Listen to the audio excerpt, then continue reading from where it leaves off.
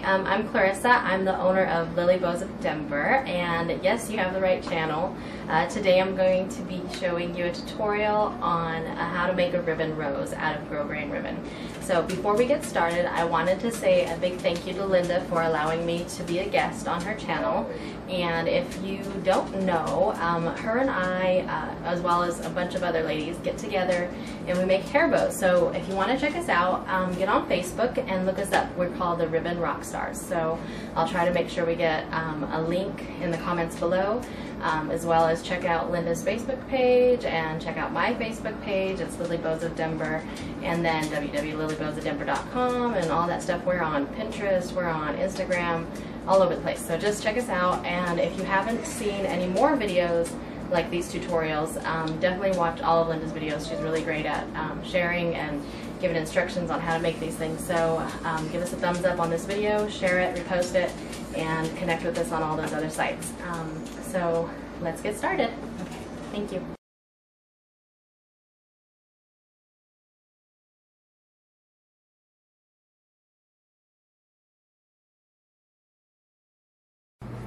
Okay, I'm redoing the actual video part because I did these in the first video and they weren't showing up that great because the colors were so light, so I decided to just go ahead and give us some really big contrast and dark colors so that you can see a little bit easier on the eyes on how to make this. So you're taking 1.5 inch grosgrain ribbon. Any color you want, any size you want can really work, but I like the 1.5 inch. It makes these really nice larger roses that fit really good inside of a basic boutique bow. So this is the ideal size. Okay, you can make them all the way down to like 3/8. It just takes a little bit more patience. So I would say it takes anywhere between 20 to 30 inches of ribbon. It just depends on the size of ribbon and then how large you want your flower to be. So I used less ribbon on this one than this one because you can see that it goes around a few extra times on this one. So this was more 30 inches, this is more 20 inches. So depending on the size that you want. And then I also have a video that I'm supposed to post that's a two-tone, how to make a two-colored rose. So let's get started. So basically you're going to take your ribbon, you're going to take one end. I actually don't trim it until I'm done, so I just take it straight from the roll and start on one side. So heat seal your end that you're going to start with, just so it doesn't come unraveled. And then from here you're going to go ahead and you're going to fold this portion down like a triangle piece. So it's going to look like this, and you're just going to attach it with some glue. So let's do that real quick. Take your glue gun and you're going to go ahead and just give yourself a strip of glue right there, and then you're going to fold it downward. Okay, so you should have a nice clean angle right there. Okay, from that position you're going to go ahead and fold this piece upward. So you've got this long piece of a tail right there, and you're just going to fold it upward. You're not going to roll it around. You're going to make nice clean folds, and that'll give you that nice curve that makes it actually look like a petal. So careful on your folds, keep them nice and straight, and you should come out with a really nice rose. What you're going to do is you're going to line these two up next to each other. This edge and this edge is what I'm talking about. And then you're going to go ahead and do the same to the back. You're going to fold downward, but you're going to line up your edges on the back. So let's see that real quick. Same thing, you're lining up your edges when you fold. And what you're creating here is a series of parallelograms. So this is the shape that you're going to make the petals out of, but it just takes some really clean folds. So from here, once you have this first one started, you're going to take this triangle and you're going to fold it over and glue it, and this curve right here will be the center of your rose. So let's go ahead and add a little bit of glue right here on the edge, fold it over, and that should be the center of your rose right there. Glue blob. Okay. So then from there you're just going to roll it, and it's going to be a series of folds and rolling. So your right hand will roll, you can see it there, while your left hand folds. And while you're folding, you're going to pinch this fold right here while your right hand continues to kind of catch up with your fold. So, and then pinch, fold downward, roll a little bit more, roll and fold upward, and just make sure that your folding is still really clean lines right there while you're doing this. And you can kind of tuck it in while you go. And what you're trying to do is get, I would say, 6 circles around the center, the original center fold that you did. So let's see how far we are now. You can do anywhere, you can do as much as you want really, but I think 6 makes a really decent rose. This is about 6 rolls right here. So let's see, and what I mean is like full circle. So there's our centerpiece there. Then you're going to come around once, twice, 3, we're barely on 4, and then so you're going to keep just folding and rolling as you go along, and pull your tail out. There we go. Okay, fold it up. So the trick is just to keep those nice folds while you roll this inward. Okay, and then once you have it, let's see, 1, 2, 3, 4, 5, let's do a little bit more. Once you have it to the size that you want, and you can play around with it before you finish it off and see how large you want them. When you finish it, just make sure when you're getting ready to finish the rose, your last fold will be the one that goes downward, not folding upward. You're going to fold down, so the one to the back, that'll be your last fold, and then what you do is you roll and you tuck it on top of this ribbon.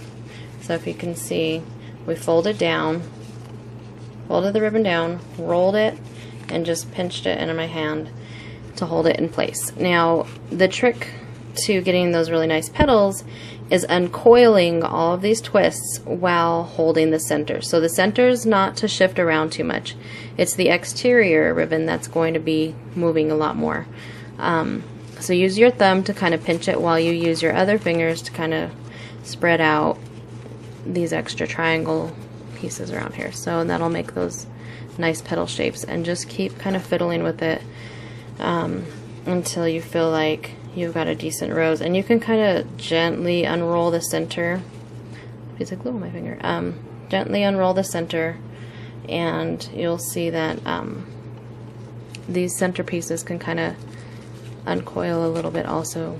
And just tug on them a little bit. And then once you have your rose, if it's getting too loose, you can just pull on the tail piece. Just make sure you keep your thumb on that center piece, or else it'll pop apart. Then how you're going to finish it is you're going to go ahead and cut here. So you take your scissors and cut off your ribbon where you want to finish it off at, and that'll help while holding it. And then you're going to go ahead and lift. Let's see if I can keep this in place while showing you. You're going to lift and add glue here on the bottom petals. So it looks exactly like the top, but you're just going to add some glue to that bottom portion of it, all those different twists, and it's going to attach to that ribbon that you folded under. Okay, careful of your fingers because it drips glue really easily. So you're just going to press those down in there, and try to catch the majority of those petals so that they don't unravel later. We're going to heat seal this. Okay. So then you'll check all your sides. Like this side's still unglued. So if you can see down in there, we're going to add some glue down in there. Just one little string across should hold it in place. You're just going to push that ribbon up so it has something to hold on to, give it a little bit more grip. Okay. And then from here, you can trim down this edge ribbon so that it's not jolting out. And then just kind of trim it and round it out a little bit. And then you're going to heat seal this before you attach it to your felt. So just go along the edge there, give it a nice quick heat seal so that it doesn't unravel. And then your sides, you'll cover that up when you put it inside of the bow, so you won't really see your sides as much. You'll see, I guess, the top half of the side, but this bottom half you won't really see. And then, so there's your rose, and then when you attach it to your hair bow, you're going to put it on a piece of felt. I just noticed that gives it a little bit more stability, so you'll just add, let's see, yeah, that's the best side. Okay, you'll just add some glue on your felt, just give it a good circle about the size of your rose, and then you're just going to press it down in there and let it cool. And then once it's dry, then you can trim your felt around the edges. Let's see. Why I say to let it cool is because your scissors are going to stick to that glue if you don't let it cool. Just like that. Okay.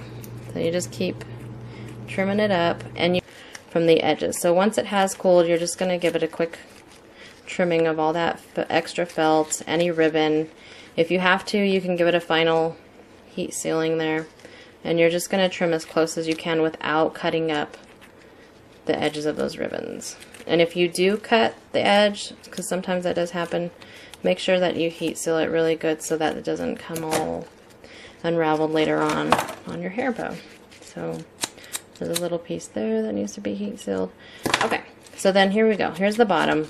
And then you're going to take this and you're going to attach it in the middle of your bow.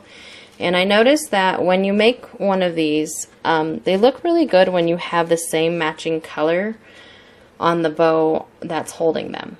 When it's a contrasting color, it makes it kind of difficult for it to blend, unless you've got a really, really nice rose. If you've got a rose that's kind of uneven, like this guy right here, he's not perfect. So I'll end up using the same lavender color to do the boutique bow around it, as opposed to a contrasting color, because then you won't notice as many flaws in it. So this is a single color, and then I should have a video up for the double colored one soon. But if you have any questions, go ahead and let us know in the comments below. We'll try to answer them for you. And again, thank you, Linda, for letting us post this on your channel, and be sure to check us out on Facebook.